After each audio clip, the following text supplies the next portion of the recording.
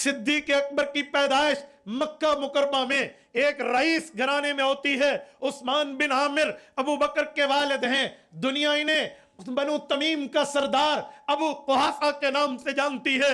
इसके घर में अबू बकर पैदा हुए, नाम अब्दुल काबा रखा गया।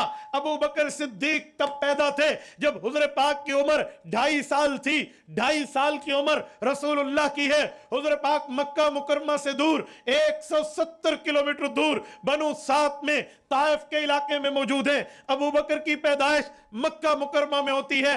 2.5 साल अबू बकर पैगंबर से उम्र में छोटा है। अबू बकर सिद्दीक का बचपन, अबू बकर सिद्दीक का लड़कपन रसूलुल्लाह के मोहल्ले में गुजरता है, एक जगह गुजरता है, कुर्ब में गुजरता है। हुजूर पाक अलैहिस्सलाम के बचपन से अबू बकर वाकिफ, अबू बकर के बचपन से रसूलुल्लाह वाकिफ, अबू बकर के लड़कपन से रसूलुल्लाह वाकिफ। एक वक्त आया जब हुजूर पाक अलैहिस्सलाम हजरत खदीजतुल कुबरा रजी अल्लाह अन्हा का माल लेकर मुल्क शाम सफर करते हैं। वो वक्त आया जब अबू बकर सिद्दीक अपने वालिद को सरमाए को लेकर बुहैरा राहिब तक जाकर आप शाम का सफर करते हैं। रसूलुल्लाह ने भी ऐलान नबुव्वत से पहले तिजारत को हिर्ज़े जान बनाया। अबू बकर सिद्दीक ने भी ईमान के ऐलान से पहले तिजारत को हिर्ज़े जान बनाया। अबू बकर सिद्दीक भी मुल्क शाम जाते, रसूलुल्लाह भी मुल्क शाम जाते।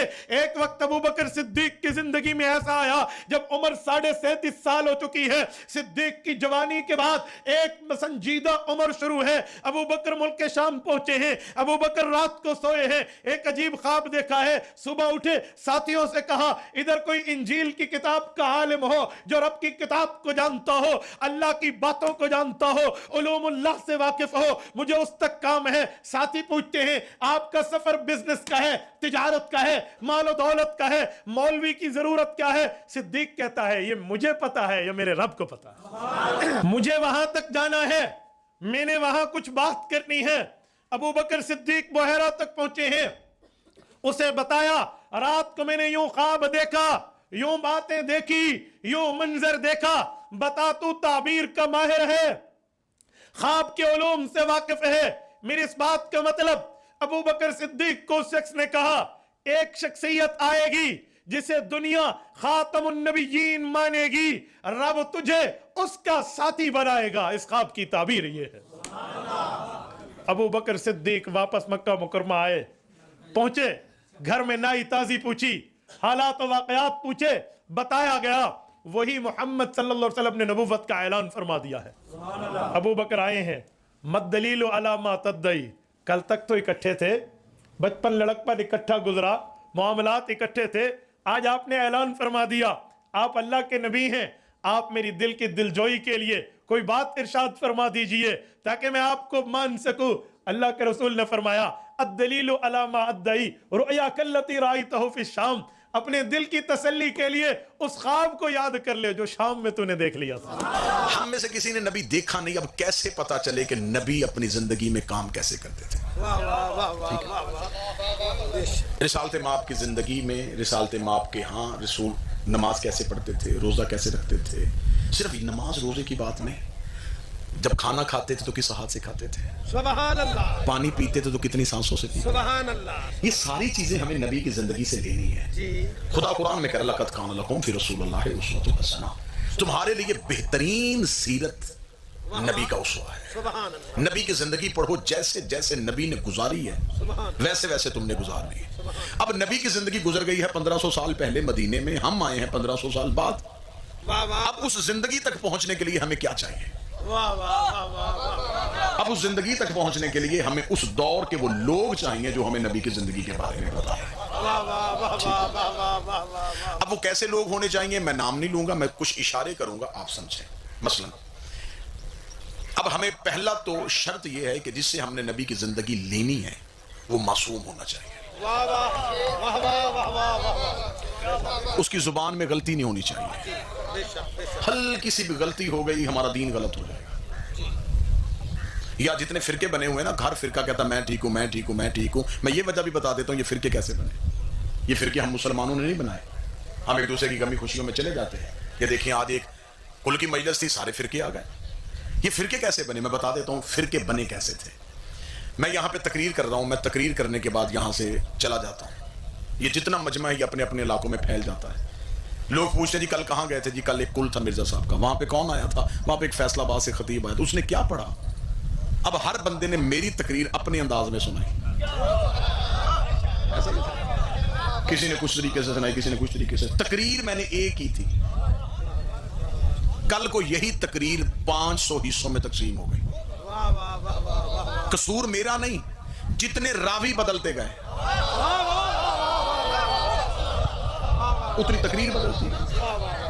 پڑھے لکھے نے اپنے طریقے سے سنا دی, ان پڑھ نے اپنے طریقے سے سنا دی, بچے نے اپنے طریقے سے سنا دی, پڑھے لکھے نے, عالم دین نے اپنے طریقے سے سنائی, سب نے اپنے اپنے طریقے سے سنائی. تقریر میری تھی, سنائی آپ نے. ایک ہفتے کے بعد میں پھر اسی علاقے میں آؤں, 2 دن کے بعد میں پھر ملتان آؤں, کوئی بندہ مجھے یہاں سے مل جائے عبدالحکیم کا, وہ کہے جی کل آپ وہاں میں مجلس پہ گئے تھے, آپ نے یہ جملہ پڑھا تھا. میں نے تو نہیں پڑھا تھا. وہ کہے اچھا پھر جس نے مجھے بتایا اس نے پھر مجھے یہ بتایا. اب قصور نہ میرا ہے نہ اس کا ہے, قصور اس درمیان والے کا ہے. اگر کوئی کہے کہ میں غلط تھا تو میری تقریر میں آپ تھے ہی نہیں, اور وہ جو بندہ جس نے پوچھا ہے وہ بھی تقریر میں نہیں تھا. وہ جو درمیان والا راوی ہے نا, اس نے ادھر سے سن کے ادھر پہنچانی تھی, اس نے درمیان میں فرق ڈال دیا. یہی فرق نے فرقہ بنا دیا. کیونکہ میری بات میں فرق آئے گا تو کچھ بھی نہیں بگڑے گا, لیکن جب نبی کی بات میں فرق آ جائے گا تو پھر فرقہ بن جائے گا. اب میں بتاتا ہوں کہ وہ فرق ان لوگوں نے دشمنی میں نہیں پھیلایا. میں وجہ بتا دیتا ہوں وہ فرق کیسے بنا. اب جب میں نے مجلس شروع کی, جب میں نے تقریر شروع کی تو اتنا زیادہ مجمع نہیں تھا. کچھ لوگ میری تقریر کے 10 منٹ بعد, کوئی 20 منٹ بعد, کوئی 40 منٹ بعد آئے. اب جو بندہ میری تقریر کے 10 منٹ بعد آیا اسے نہیں پتا کہ میں نے پہلے 10 منٹ کیا پڑھا. ایسا ہی ہے. وہ جب میری تقریر سنائے گا تو وہ 10 منٹ کے بعد والی سنائے گا, پہلے والی نہیں سنائے گا, کیونکہ وہ پہلے تھا ہی نہیں. اب جب وہ میری تقریر 10 منٹ بعد والی سنائے گا تو پہلے والی تقریر کسے پتا ہے؟ وہ جو پہلے منٹ میں مجلس میں بیٹھا تھا. جو 40 منٹ بعد آیا اسے 40 منٹ کے بعد کی تقریر یاد ہے. ہم شیعوں کو غلط یا قصوروار نہ کہا کرو. فرق صرف یہ ہے کہ ہم کہتے ہیں کہ دین ان سے لینا چاہیے جو پہلے لمحے میں نبی کے ساتھ تھے.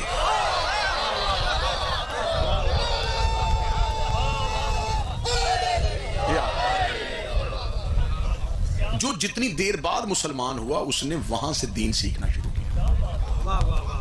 اس سے پہلے والا دین ہم کس سے لیں گے؟ آپ ہم سے سوال کریں کہ آپ مطمئن کیوں ہیں؟ بھری پنچایت میں لاؤڈ سپیکر میں ویڈیو کیمرے کی موجودگی میں کہہ رہا ہوں, ہم دین آئمہ سے, اماموں سے لیتے ہیں. ہم نے علی سے دین لیا, مطمئن اس لیے ہیں کہ علی نے آنکھ کھولی تو نبی کی گود تھی, نبی نے آنکھ بند کی تو علی کی گود.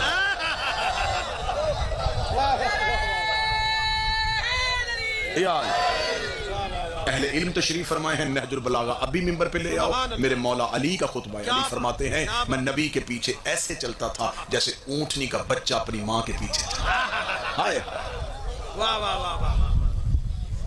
میں لمحہ بلمحہ رسول کے ساتھ رہا, میں نے ایک لمحہ بھی نبی کو تنہا نہیں چھوڑا. دوسری میں نے بات کی تھی کہ جس سے آپ دین لیں اس کا معصوم ہونا ضروری ہے. موضوع پسند ہے یا نہیں پسند ہے؟ میں یہاں پہ تقریر کرتا ہوں جی, میں 40-45 منٹ تقریر کرنے کے بعد میں اعلان کرتا ہوں کہ میں عبدالحکیم میں آیا تھا, میں نے 45 منٹ تقریر کی ہے, میں مجمع کا امتحان لینا چاہتا ہوں. مجھے کہا گیا کہ بڑے پڑھے لکھے احباب اس مجمع میں بیٹھے ہیں, تو میں اعلان کرتا ہوں کہ پورے مجمع سے کوئی ایک بندہ ایسا اٹھے جو میری 45 منٹ کی تقریر مجھے لفظ بہ لفظ سنائے. ابھی میں نے کی ہے, ابھی کرنے کے بعد 45 منٹ بعد کہوں کہ ایک اٹھے بندہ, کوئی پی ایچ ڈی اٹھے, کوئی ڈاکٹر اٹھے, کوئی ایسا بندہ مجمع میں بیٹھا ہے جو میری 45 منٹ کی تقریر لفظوں کی ترتیب کے ساتھ مجھے واپس کر. ایسا ممکن نہیں ہے, اس لیے کہ انسانی حافظے میں اتنی وسعت نہیں ہے. انسان کی میموری اتنا ڈیٹا فوراً سیو نہیں کر سکتی. آپ سن رہے ہیں, بس سمجھ رہے ہیں, محفوظ نہیں کر رہے ہیں. اب یہی میں مجمع پہ, اگر سارے مجمع نے شیعہ سنی اختلاف بھلا کے سر ہلایا ہے تو اب مجمع سے میں فیصلہ لینے لگا ہوں کہ مجھ جیسے طالب علم کی 45 منٹ کی تقریر اگلے لمحے میں اتنا سارا مجمع بھول گیا. نبی کی 23 سال تبلیغ چند دن پہلے بدھ چھوڑنے والے بندوں کو یاد کیسے ہو سکے؟ وہاں غلطی کا امکان نہیں تھا کیا؟ وہاں خطا نہیں ہو سکتی؟ اگر تقریر میری لفظ بہ لفظ لینی ہے, میں بار بار مثال اس لیے دے رہا ہوں کہ میں مثال میں شامل ہوں تاکہ کوئی یہ نہ کہے کہ جی ہمیں مثال میں رکھا, خود کو رکھا ہی نہیں. میں شامل ہوں. کسی نے میری تقریر لفظ بلفظ مجھ سے واپس لینی ہے تو اگر میں بھی نہیں ہوں، میں فیصل آباد چلا گیا، تقریر اسے میری چاہیے. اس نے دیکھا اتنے لوگ بیٹھے تھے، اس نے بندے پہچان لیا کہ یہ بندہ بیٹھا تھا. کل کو وہ ایک ایک بندے کے گھر جائے کہ کل آپ نے تقریر سنی تھی، ذرا وہ تقریر لکھوائیں. کوئی ایک جملہ لکھوا دے گا، کوئی دو جملے لکھوا دے گا، کوئی موضوع لکھوا دے گا. تقریر پوری نہیں بن رہی، بندہ پریشان ہے. وہ کہہ رہا مجھے پوری تقریر چاہیے، لفظ بلفظ چاہیے، کہاں سے لوں؟ پھر آخر اسے ایک سمجھدار بندے نے مشورہ دیا. اس نے کہا کہ جب وہ مجلس پڑھ رہے تھے نا تو مجلس میں 2-3 نوجوان لڑکے ویڈیو کیمرہ لے کے بیٹھے تھے. باقی سارے سن رہے تھے، ان کے پاس ایک صلاحیت تھی جو تقریر کو محفوظ کر رہی تھی. لہٰذا اتنے لوگوں کے گھر جانے کی بجائے ان میں سے کسی ایک بچے کے گھر چلے جاؤ، اس سے وہ تقریر مل جائے گی. وہ بندہ اس بچے کے گھر گیا تو عبد الحکیم کے بوڑھے اس بات پہ ناراض ہو گئے کہ یہ بوڑھوں کے ہوتے ہوئے بچے سے کیوں پوچھ رہا ہے.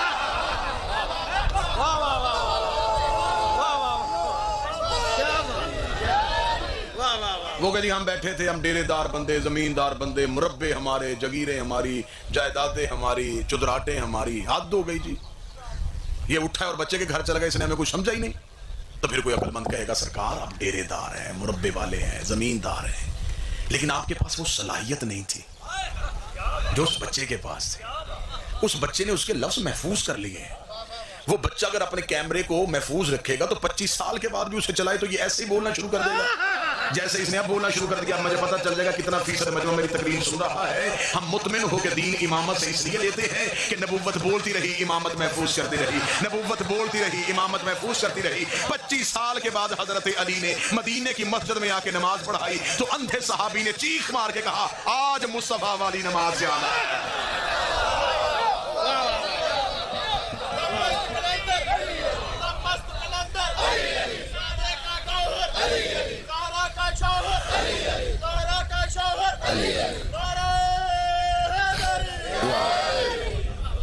امام ہم نے نہیں چننا، امام اللہ نے بنانا. اللہ نے ہر مخلوق میں ایک امام رکھا ہے. شہد کی مکھیوں کا امام ہے. حضرت علی نے خطبہ دیا تھا ایک چیونٹی پہ، کیڑی پہ. ایک یورپی ریسرچ اسکالر تھا، اس نے 20 سال ریسرچ کی تھی چیونٹی پہ. 20 سال مسلسل تحقیق کرتا رہا چیونٹی پہ، اور 20 سال کے بعد اس نے اتنی موٹی کتاب لکھی دی آنٹ چیونٹی پہ. کتاب مارکیٹ میں آگے بندوں نے کہا کیا کہنے، کتنا بڑا ریسرچ اسکالر ہے، 20 سال چیونٹی پہ تحقیق. ابھی لوگ اس کو سراہ رہے تھے کہ نجف کے ایک طالب علم نے اسے مولا علی کا خطبہ بھیج دیا. جو ہی اس ریسرچ اسکالر کے پاس وہ خطبہ آیا وہ سر پکڑ کے بیٹھ گیا. اس نے کہا کاش یہ خطبہ مجھے کوئی پہلے پڑھا دیتا، میرے کم از کم 20 سال تو ضائع نہ ہوئے. لوگوں نے کہا کس بات میں ضائع ہوا؟ اس نے کہا میں نے اتنی تحقیق کر کے اتنے سفر کر کے میں مر گیا، اور میں نے بتایا کہ چیونٹیوں کی نسلیں کتنی ہیں. اتنے سال پہلے مسلمانوں میں ایک ایسا عالم تھا جس کا نام علی تھا، اس نے کوفے کی ریت میں بٹھا دیا تھا کہ چیونٹی کے بدن میں کل رگیں کتنی ہیں. حضرت امیر المومنین سے پوچھا گیا تھا یا علی یہ چیونٹیاں لائن میں کیوں چلتی ہیں؟ علی نے فرمایا یہ لائن میں اس لیے چلتی ہیں کہ ہر چیونٹیوں کے قبیلے میں ایک امام ہوتا ہے، اور وہ چیونٹیاں اپنی مرضی سے ووٹوں سے امام نہیں بناتی کہ اکٹھی ہو کے بیٹھ جائیں گے اسے امام بنا لے اسے. نہ. علی فرماتے ہیں کہ اللہ ہر چیونٹی کے خاندان میں ایک ایسی چیونٹی پیدا کرتا ہے جس کے منہ میں خاص لعاب ہوتا ہے. جو ہی وہ لعاب والی چیونٹی اس خاندان میں آتی ہے پتہ چل جاتا ہے کہ یہ ہمارا سردار ہے. باقی چیونٹیوں کے منہ میں وہ لعاب نہیں ہوتا، اس کے منہ میں وہ لعاب ہوتا ہے. امیر المومنین فرماتے ہیں کہ جب وہ سردار چیونٹی کہیں بھی دانہ لینے کے لیے نہیں جاتی، وہ اپنے مسکن میں اپنی بل میں بیٹھی رہتی ہے. جب چیونٹیاں میدانوں میں آ کے دانہ چنتی ہیں تو اس کے حصے کا دانہ بھی چیونٹیاں لے کے جاتی ہیں. اسے ہم انسانوں کی زبان میں خمس کہتے ہیں. وہ اس کے حصے کا دانہ لیتی ہیں، لے کے چلی جاتی ہیں، وہ اسے کھلاتی ہے. اب بندے پریشان ہو گئے کہ اللہ نے اسے ویلا ہی پیدا کیا ہوا، وہ بس کھاتی ہے کچھ بھی نہیں کرتی. نہیں، اللہ نے اسے ایک کام دیا ہے. جب ایک زمین چیونٹیوں کے رہنے کے قابل نہیں رہتی، گرمی زیادہ آ جاتی ہے، بارش ہو جاتی ہے، تو اب اگلی جگہ پہ جہاں اس خاندان نے جانا ہے وہ خود نہیں جاتی. اب وہ سردار اٹھتا ہے اگلی جگہ کا انتخاب کرنے کے لیے. اگر بندہ جاگ رہا ہو تو مجھے ایک بندے سے جملے کی قیمت چاہیے، ہجرت جب بھی کرتا ہے سردار کرتا ہے. ہجرت قبیلے نہیں کرتے، ہجرت خاندان نہیں کرتے، ہجرت ایک سردار کرتا ہے. وہ چیونٹیوں کا سردار اٹھتا ہے، وہ اٹھ کے نکلتا ہے، نکل کے وہ اگلی جگہ منتخب کرتا ہے. کہ یہ جگہ جو اب توجہ میری طرف کر گئی جی، توجہ میری طرف، یہ انتظامی مجبوریاں چلتی رہنے دیں، وہ اگلی جگہ کا انتخاب کرتا ہے کہ یہ جگہ رہنے کے قابل ہے، وہاں جا کے وہ بیٹھ جاتا ہے. جب وہ وہاں جا کے بیٹھ جاتا ہے تو جہاں جہاں سے گزرتا ہے وہ اپنا لعاب پھینکتا جاتا ہے. چونٹیاں اس لعاب کو سونگتی ہوئی لائن میں چلتی ہیں. اگلا جملہ پڑھوں جو موضوع کے ساتھ بیٹھے. علی فرماتے اللہ نے چونٹی کو بھی اتنی عقل دی ہے کہ اپنے امام کے دیے رستے سے ہٹی تو بھٹک جاؤں گے. چونٹیاں جس لائن میں چلتی ہیں اسے انسانوں کی زبان میں صراط مستقیم کہتے ہیں. ٹھیک ہے. نبوت کا مزاج سوائے امامت کے کوئی سمجھ نہیں سکتا. کسی کے پاس صحابہ نبی کے پاس بیٹھتے باعزت ہیں، قابل احترام ہیں، رضوان اللہ علیہم اجمعین ہیں، نبی کے جلیل القدر صحابی ہیں، انہوں نے نبی کے لیے گھر بار چھوڑے ہیں، نبی سے محبت کی ہے. صحابہ کی عزت ہے، اہل بیت کی اطاعت ہے. صحابہ کی عزت کرو، دن رات عزت کرو، ہر لمحہ عزت کرو. اگر آج بھی مسلمان کوئی کہے نا جی ادھر اتحاد بین المسلمین، ادھر کمیٹیاں، یہ ملی یکجہتی کونسل، یہ سب کچھ، یہ کیا ہے؟ اتحاد کیوں نہیں ہو رہا؟ اتفاق کیوں نہیں ہو رہا؟ میں اتحاد اور اتفاق کا فارمولہ دے دیتا ہوں، عبدالحکیم میں اس فارمولے کو اپلائی کر کے دیکھ لیں، اتحاد ہو جائے گا. اجازت ہے میں فارمولہ دوں جی؟ 4 چیزیں ہیں دین لینے کی: اللہ، نبی، اہل بیت، صحابہ. 4 چیزیں ہیں ہمارے لیے: اللہ، نبی، اہل بیت، صحابہ. اللہ خالق، اللہ رازق، اللہ مالک، اللہ علی کل شیء قدیر، اللہ قابل تعظیم، اللہ لائق عبادت. اس کے بعد نبی. کلمہ نبی کا پڑھو، نعت نبی کی پڑھو، اطاعت نبی کی کرو، اتباع نبی کی کرو، سیرت نبی کی پہ چلو. لیکن کبھی بھی نبی کو اتنا نہ مانو کہ نبی اللہ سے بڑھ جائے. فارمولہ دینے لگا ہوں جی، ویڈیو کیمرے میں فارمولہ دے رہا ہوں. دن رات نبی کو مانو، اتنا نہ مانو کہ نبی اللہ سے بڑھ جائے. پیار اہل بیت سے، محبت اہل بیت سے، زندگی اہل بیت کے نام، ہر چیز اہل بیت سے مانگو، توسل اہل بیت سے کرو، مدد اہل بیت سے مانگو. لیکن اہل بیت کو اتنا نہیں بڑھانا کہ اہل بیت نبی سے بڑھ جائے. بچوں کے نام صحابہ کے نام پہ رکھو، مسجد صحابہ کے نام پہ بناؤ، گلیوں کے نام صحابہ کے نام پہ رکھو، عزت صحابہ کی کرو. صحابہ کو کبھی اتنا نہ مانو کہ اہل بیت سے بڑھ جائے. اللہ، نبی، اہل بیت، صحابہ، درجوں کے حساب سے مانو، رتبوں کے حساب سے مانو، جس کا جہاں بنتا ہے اسے اتنا مانو. اللہ، نبی، اہل بیت، صحابہ. میں نے کوشش کی تھی کہ یہ بات اتنی جامع ہو جائے کہ مجھے کوئی اشارہ نہ دینا پڑے، لیکن پھر بھی چند بندے اگر بات کو نہیں سمجھے تو اس سے اچھا اشارہ میری خطابت میں ہے ہی نہیں. اللہ، نبی، اہل بیت، صحابہ. اگر چاروں چیزیں ایک جگہ پہ اکٹھی دکھا دو تو پھر تمہیں ماننا پڑے گا. مسجد اللہ کی تھی، سجدے میں نبی تھا، پشت پہ اہل بیت تھے، پیچھے صحابہ تھے. مسجد اللہ کی تھی، سجدے میں، بسم اللہ سرکار، سجدے میں نبی تھا، پشت پہ اہل بیت تھے، پیچھے مولا حسین نظر تھا.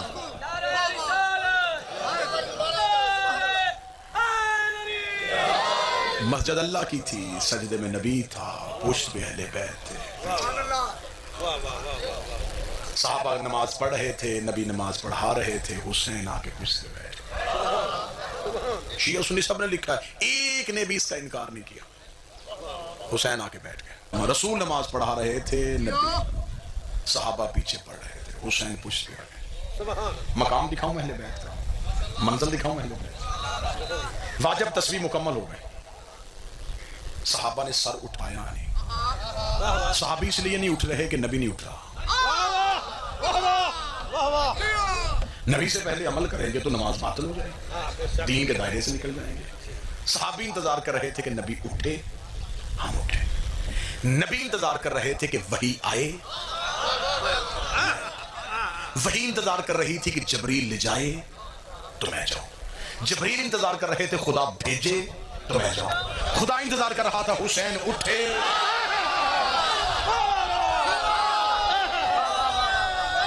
تو میں جبریل کو بھیجوں، جبریل وحی لے کے جائے، وحی نبی کو.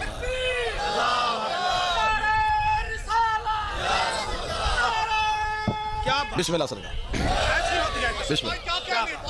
اور آپ کی زبان میں تاثیر. یہ ہے مقام اہل بیت. سبحان آج بندے کہتے ہیں جی امام حسین کو ہم مجلس سے نہ کیا کرے، قرآن پڑھ کے بخشا کرے. وہ میری جان، قرآن اس سے پڑھ کے بخشا جاتا ہے جو مرنے کے بعد نہ پڑھ سکے، جو نیزے کی نوک پہ قرآن پڑھتا ہو. وہ تیری میری تلاوتوں کا محتاج ہے. پوری کائنات میں ایک تیرے نبی کا گھر اللہ نے ایسا بنایا ہے. یہ صرف یہ خاندان اللہ نے ایسا بنایا ہے، صرف ان کے پاس اللہ نے شفاعت کا اختیار رکھ دیا. کسی امت کے نبی کے پاس یہ اختیار نہیں. ہمارے نبی کے پاس یہ اختیار ہے، شفاعت. شفاعت زمیندار طبقہ ہے. میں اس کی وضاحت لفظوں میں کروں گا، لغت کے اعتبار سے کروں گا تو شاید مشکل ہو جائے. زمینداری لفظوں میں کر دوں. حق شفا سنا؟ حق شفا جو بندے کر دیتے، بالکل اسی طرح شفاعت کا حق نبی کے پاس ہے. فرشتے جہنم کے کونے پہ بندہ لے کے کھڑے ہوں، تیرے نبی کے گھر میں یہ حق ہے، یہ بازو پکڑ کے چھڑوا سکے، چھوڑ یہ ہمارا ہے، انہیں چھوڑنا پڑے. یہ ہے شفاعت کا اختیار. آپ صحابہ کو مانیں لیکن صحابہ کی برابری اہل بیت سے نہیں کرنے. صحابی قابل عزت ہے. میں کب کہہ رہا ہوں، الزام ہے میری قوم پہ یہ صحابہ کا احترام نہیں کرتے. میں نام نہیں لے رہا صحابہ کا.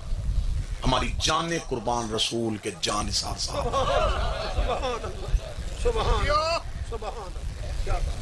اور یہ بھی اب توجہ میری طرف کر لیں سرکار. رسول نے جب کلمہ پڑھوایا ہے تو سب سے پہلے مکے کے غریبوں نے نبی کا کلمہ پڑھا ہے. امیر طبقہ تو بڑی بات میں مسلمان ہوا. سب سے پہلے مکے کے نچلی سطح کے لوگ، غریب ترین طبقہ، انہوں نے فوراً کلمہ پڑھ لیا. کیوں؟ اس لیے کہ غریب عزت کا بھوکا ہوتا ہے. نبی نے عزت ہی اتنی دے دی. وہاں وہ ابو جہل کی اونٹنی کے قریب ہوتے تو انہیں کوڑے مارے جاتے کہ اتنی جرت سردار کی اونٹنی کے پاس آئے. یہاں وہ نبی کے ساتھ بیٹھ کے کھاتے تھے، یہاں وہ نبی کے ساتھ مٹی پہ بیٹھتے تھے، یہاں وہ نبی کے ساتھ زمین پہ بیٹھتے تھے. یہ وہ صحابی ہیں جنہوں نے چمڑیاں اکھڑوائی ہیں، نبی کو نہیں چھوڑا. جنہوں نے جانیں دی ہیں، رسول کو نہیں چھوڑا. ماحول تھوڑا بہتر کریں جی میں کوئی تقریر کر سکوں، ورنہ میں 2 جملے مصحف کے پڑھ کے دعا کروں. انہوں نے رسول کو نہیں چھوڑا. جانے قربان رسول کے صحابی حضرت بلال حبشی پہ. میں شیعہ قوم پہ لگے ہوئے تہمت الزام دھو رہا ہوں اور آپ چپ بیٹھے ہیں، آپ تائید نہیں کر رہے. ہماری جانے قربان رسول کے صحابی حضرت بلال حبشی پہ. جاؤ جا کے تاریخ پڑھ کے دیکھو. بلال حبشی، کافر مالک نے مکے کی گرم ترین پتھریلی زمین پہ بلال کو ننگے جسم لٹایا. وزنی ترین پتھر جو ہے وہ بلال کے سینے پہ رکھا. کافر مالک نے سینے پہ یوں پاؤں رکھ کے کہا، او حبشی غلام، ہماری نوکری چھوڑ کے عبداللہ کے بیٹے کے پاس جاتا ہے، جس اللہ کو مانتا ہے اسے کبھی دیکھا ہے؟ بلال کی آنکھوں میں خون آیا ہوا ہے. اتنی اذیت کے نیچے پتھر گرم، سینے پہ گرم پتھر، اوپر کافر مالک. بلال جس اللہ کو مانتا ہے اسے دیکھا ہے؟ بلال نے اسے دیکھے کہا ہمارے نظر آنے والے خداؤں کو چھوڑ کے نہ نظر آنے والے خدا کو کیسے مان رہا ہے؟ بلال نے منہ پہ تھوک کے کہا، اس لیے مانتا ہوں کہ اس نے کہا ہے کہ وہ ہے.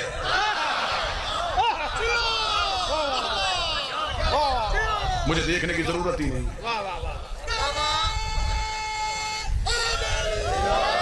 جب میرا نبی کہہ رہا ہے تو پھر وہ ہے. جس کا کلمہ پڑھتا ہوں وہ سچا ہے. جن پہ درود پڑھا جائے پھر انہیں سچا ماننا پڑتا ہے. اور اگلا جملہ میرا خیال ہے کہ ہر بندہ نہیں سمجھے گا. اور پھر جنہیں سچا مان لیں ان کی خطائیں نہیں ڈھونڈتے. میرے نبی کا گھر سچا ہے. خدا جس رات پہ قرآن اترے وہ رات باقی راتوں جیسی نہیں، تو جس گھر پہ قرآن اترے وہ گھر بھی باقی گھروں جیسا نہیں. محبت کرو اہل بیت سے، زندگیاں بسر کرو اہل بیت کے نام. یہی ایک خاندان ہے جو مرنے کے بعد بخشوا سکتا ہے. جنت کی سرداری حسنین کے پاس ہے. عورتوں کی سردار نبی کی بیٹی ہے. جنت حب علی میں ملے گی. جنت ہے اس گھر میں. کسی نے رجسٹری دیکھنی ہو ابھی قرآن لیا، میں قرآن سے رجسٹری دکھا دوں. بے نامہ لکھا ہوا ہے سورہ دہر میں. خدا کہتا میں نے جزا میں دے دی ہے انہیں جنت بھی اور حریر جنت بھی. جنت بھی ان کے پاس ہے، خوشبو جنت بھی ان کے پاس ہے. اللہ کہہ رہا میں نے آل محمد کو عطا میں نہیں دی، جزا میں دی. ان کے پاس عطا نہیں ہے، ان کے پاس جزا ہے. توجہ میری طرف رکھے، عطا میں جزا میں فرق کیا ہے؟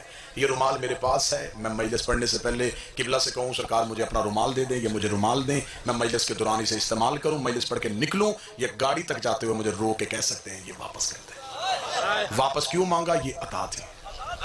اب میں جہاں سے خرید کے لایا ہوں، میں 100 دفعہ بھی دکان کے آگے سے گزروں وہ واپس لے نہیں سکتا، اس لیے جزا ہے. میں نے پیسے دے کے خرید لیا ہے. خدا نے آل محمد کو جنت عطا میں نہیں دی، جزا میں دی ہے. انہوں نے اللہ سے قیمت دے کے خرید لی ہے. جب خرید لی ہے اب چاہے ان کے بیٹے بیچے، چاہے بغداد کے چوک میں ان کا نوکر